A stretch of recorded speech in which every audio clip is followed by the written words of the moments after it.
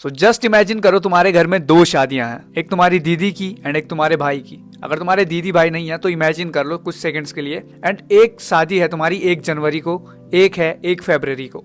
इस पूरे शादी के गैप में तुम्हारे पास है 30 डेज। अब देखो, जब तुम पहली शादी में जाते हो जो कि तुम्हारे भाई की शादी होने वाली है, तुम्हारी बुआ वगैरह आती हैं, मौसी मामी सारे लोग आते हैं, चाचा ताऊ जितने भी लोग तुम्हारे घर में हैं सबको इमेजिन करो वहां पर उनमें से सारे आते हैं, बट कोई भी तुम्हें कॉम्प्लीमेंट नहीं देता कि तू अच्छा लग रहा है। दूसरी लाइफ इमेजिन करो जब तुम्हारी दीदी की शादी है अगले 30 दिन बाद, एंड तुम खुद को इतना तगड़ा ट्रांसफॉर्म करके वहां पर जाते हो कि लोग तुम्हारी तारीफ करते नहीं थकते। तुम्हारे छोटे भाई जितने भी बच्चे रहते हैं सब बोलते हैं भैया आप इतने स्मार्ट कैसे हो। तुमसे बड़े जो इंसान है, जो तुम्हारे एल्डर्स हैं, जैसे कि तुम्हारी चाचा ताऊ मौसी जितने भी लोग तुम्हारे घर में होंगे, उन सबको इमेजिन करो एंड वो सारे के सारे तुम्हें कुछ ना कुछ कॉम्प्लीमेंट दें। तुम्हें दोनों में से कौन सी लाइफ ज्यादा पसंद आई या फिर कौन सी जगह पर तुम ज्यादा खुश रहने वाले हो? ऑफ कोर्स सी बात है दूसरी वाली शादी में। अब देखो, अगर तुम्हारे यहाँ सच में 1 जनवरी को शादी है तो आई एम सॉरी, बट अगर एक्चुअल में तुम्हारे घर में 1 फरवरी को शादी है तो भाई ये वीडियो तुम्हें ट्रांसफॉर्म करने के लिए बहुत ही ज्यादा इंपॉर्टेंट है। बिकॉज अगर तुमने इस वीडियो को देख लिया तो मैं गारंटी देता हूँ तुम अपने अपीयरेंस को इतनी ज्यादा चेंज कर दोगे कि तुम्हारी तारीफ करते करते तुम्हारे रिश्तेदार, तुम्हारे घर वाले नहीं थकने वाले।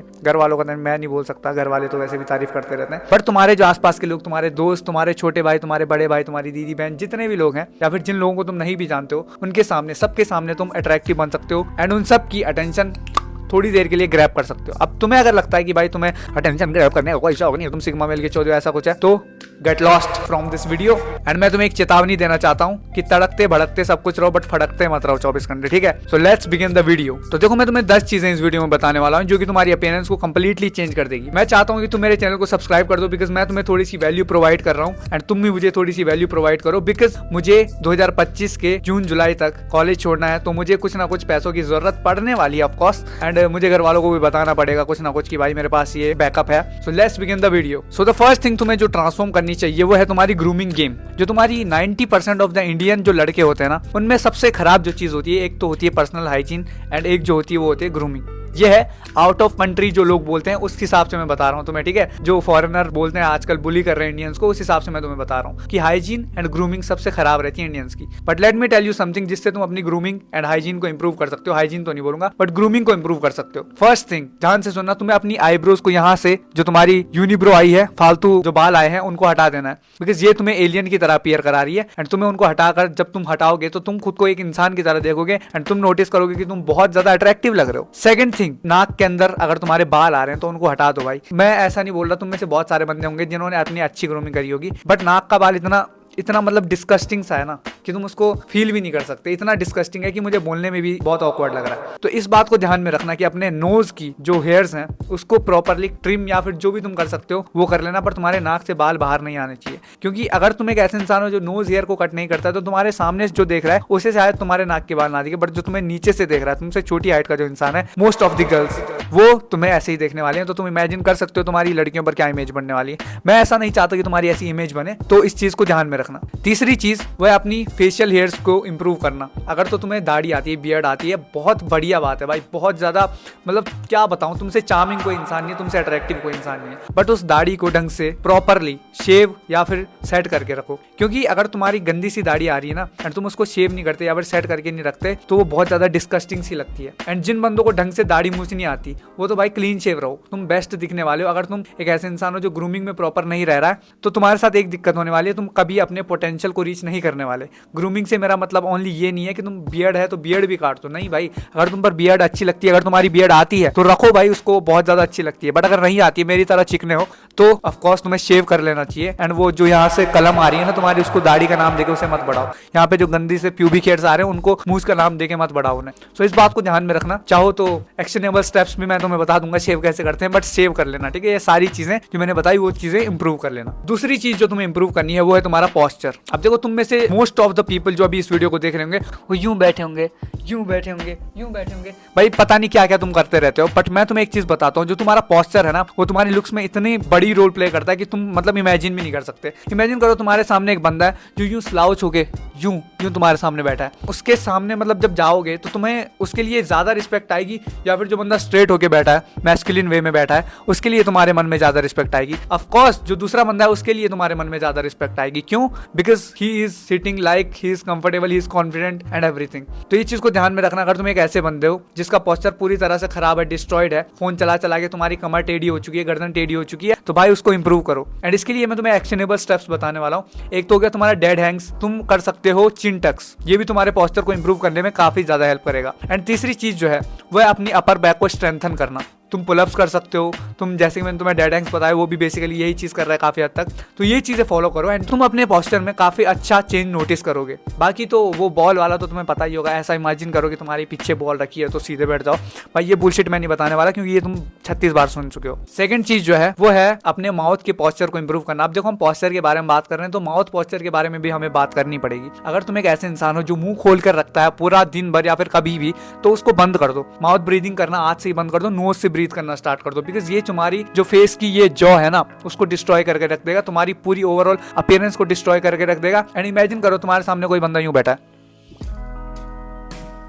तो क्या तुम उसके लिए अच्छी, मतलब तुम्हारे दिमाग में क्या उसके लिए अच्छा वो पड़ेगा, इम्पैक्ट पड़ेगा? नहीं पड़ने वाला। तो ये चीज को जरूर से फॉलो करो, अपने माउथ को हमेशा बंद रखो एंड नोज ब्रीदिंग करो। सेकंड चीज जो तुम्हें पोस्चर में इंप्रूव करनी है वो है म्यूविंग करना। म्यूविंग पे मैं फालतू ज्ञान नहीं देखने वाला, तुम और यूट्यूबर्स की वीडियो जाके देख सकते हो, मेरी भी जाके देख सकते हो, बट म्यूविंग पे नो बुलशिट गाइड, नो कोई कुछ भी वर्ड्स नहीं बोलने वाला। तो ये सारी चीजें जब तुम फॉलो करोगे पोस्चर में तो ये तुम्हें काफी ज्यादा हद तक इंप्रूव कर देगी। थर्ड चीज जो तुम्हें 30 दिनों के लिए फॉलो करनी है, अगले 30 दिन तक मैं चैलेंज तुम्हें देता हूँ, वो है स्किन केयर चैलेंज। इसमें तुम्हें बहुत बेसिक सी चीजें बताने वाला हूँ एंड जो मतलब बुलशिट चीजें है ना वो मैं इसमें हटा रहा हूँ, जो मुंह धोना, भाई ऐसी चीजें नहीं बताने वाला। पहली चीज है 30 दिन तक डेली हर दिन सनस्क्रीन लगाओ, चाहे तुम घर में हो, बाहर हो, धूप में हो, छांव में हो, जहां मर्जी हो। हर दिन सुबह उठकर मुंह धोने के बाद मॉइस्चराइजर एंड सनस्क्रीन लगाओ। एक बार करके देखना एंड कोई अच्छी क्वालिटी की सनस्क्रीन यूज करना। उसका मैं नाम नहीं बताने वाला, कहीं भी यूट्यूब पे सर्च कर लेना कौन सी सनस्क्रीन मुझे बाय करनी चाहिए, कौन सी नहीं करनी चाहिए, कौन सी अच्छी है, कौन सी बुरी है। SPF 50 मैं रिकमेंड करूंगा या उससे ऊपर ही लेना, ठीक है। सेकंड चीज जो तुम्हें करनी है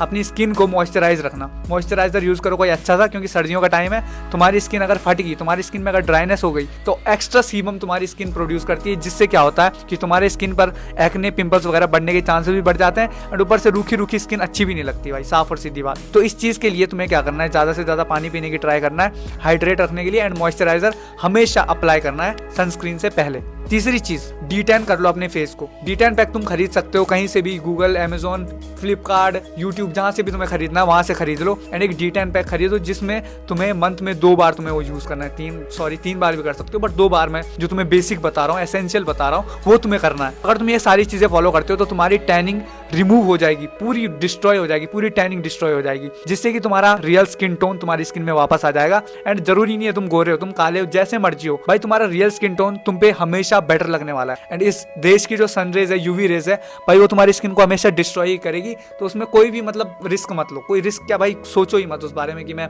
बिना सनस्क्रीन के जाऊंगा, ये करूंगा, नहीं भाई। ये सारी चीजें फॉलो करो एंड तुम अपनी स्किन में काफी ज्यादा नोटिस चेंज करोगे। फिफ्थ थिंग जो तुम्हें करनी है वो है डीब्लोट योर फेस। अब देखो अगले 30 दिनों में, जैसे कि मैंने तुम्हें बताया, अपनी दीदी की शादी में जाने के लिए जो तुम्हें इंप्रूव करना पड़ेगा वो है अपनी ब्लोटिंग को, या फिर अपने वाटर रिटेंशन जो तुम्हारे फेस पर हुआ है ना, जो फुसफुसी से तुम्हारी स्किन रहती है, फुला फुला सा मुंह रहता है, उसको तुम्हें हटाना पड़ेगा, या फिर तुम्हें एक चिजल्ड फेस अपना करना पड़ेगा। अब इसके लिए तुम क्या कर सकते हो, इसके लिए 2 तरीके हैं एंड दोनों जरूरी हैं। पहला है अपना बॉडी फैट लो करना, जो कि तुम 30 दिनों के अंदर कर नहीं पाओगे। दूसरा है अपने फेस को, अपनी बॉडी को डीब्लोट करना। अब डीब्लोट के मैं तुम्हें कुछ स्टेप्स बताता हूँ, बेसिक स्टेप्स। एक है पहला, तो जिसके बिना तुम्हारा फेस डीब्लोट होगा ही नहीं, वो है ड्रिंकिंग मोर वाटर। एंड जितना तुम पी सकते हो, 3 लीटर 4 लीटर एक दिन में, उतना पानी पियो एंड सुबह उठकर सबसे ज्यादा पियो। दूसरा स्टेप है अपने फेस को आइस तुम अप्लाई कर सकते हो अपने फेस पे, जिससे कि तुम्हारे फेस में जो है वो वाटर रिटेंशन हटने में बहुत ज्यादा हेल्प मिलेगी। इससे ब्लड सर्कुलेशन बढ़ता है, इन्फ्लेमेशन भी रिड्यूस होती है, तो ये चीज भी तुम कर सकते हो। तीसरी चीज है तुम फेशियल मसाजेस कर सकते हो, जिससे तुम्हारे फेस पर अगेन ब्लड सर्कुलेशन बढ़ेगा एंड तुम्हारे फेस में इन्फ्लेमेशन कम होगी, तुम्हारे फेस में वाटर रिटेंशन है वो बाहर निकलेगा। क्वाशा वगैरह वो आते हैं, उनको भी तुम यूज कर सकते हो, मैंने तो अभी तक किया नहीं है इसलिए मैं तुम्हें रिकमेंड नहीं कर रहा। तो ये सारी चीजें तुम फॉलो करो। एंड जो लास्ट टिप जो मैं तुम्हें देने वाला हूँ वो है अपनी डाइट को फिक्स कर लो। एंड अगर तुम एक ऐसे इंसान हो जो स्पाइसी फूड खाता है बहुत ज्यादा, या फिर कार्ब्स खाता है बहुत ज्यादा, तो भाई बहुत ज्यादा मैं नहीं बोलूंगा पूरे कार्ब्स कट कर दो, तुम्हारे घर वाले तुम्हें भगा देंगे अगर तुमने रोटी, चावल, आटा वगैरह खाना बंद कर दिया। ऐसा मैं नहीं कहूंगा कि पूरे तरह से कार्ब्स बंद कर दो, बट कार्ब्स को खाना थोड़ा सा कम कर दो, क्योंकि तुम्हारी डाइट में जब तक प्रोटीन नहीं होगा तब तक तुम कार्ब्स खा के कितने फूल जाओगे, तुम्हें मतलब पता ही नहीं है, तुम्हें ये इमेजिन भी नहीं है तुम। तो ये चीज को ध्यान में रखना है, इससे तुम्हारा फेस पूरा का पूरा डीब्लोट होने में बहुत ज्यादा हेल्प मिलेगी। एंड नेक्स्ट 30 डेज तक ये चैलेंज करो। एंड मैं तुम्हें चैलेंज करता हूँ कि भाई तुम्हारा जो लुक है वो काफी ट्रांसफॉर्म हो जाएगा। मतलब जमीन आसमान का फर्क तो नहीं पड़ने वाला, क्योंकि तुम्हें अगेन जो बेसिक स्टेप होने वाला है बॉडी फैट लो करना, वो तुम इस चीज में नहीं कर सकते, 30 दिनों के अंदर इतना नहीं कर पाओगे। सो ये सारी चीजें फॉलो करो एंड आई गारंटी कि तुम्हारा जो फेस है या फिर तुम्हारा ओवरऑल लुक है वो पूरा ट्रांसफॉर्म होकर रह जाएगा। तो चाहो तो सब्सक्राइब कर सकते हो। बाकी मैं ऐसे ही कंटेंट के साथ तुम्हें नेक्स्ट वीडियो में मिलता हूँ। Bye bye.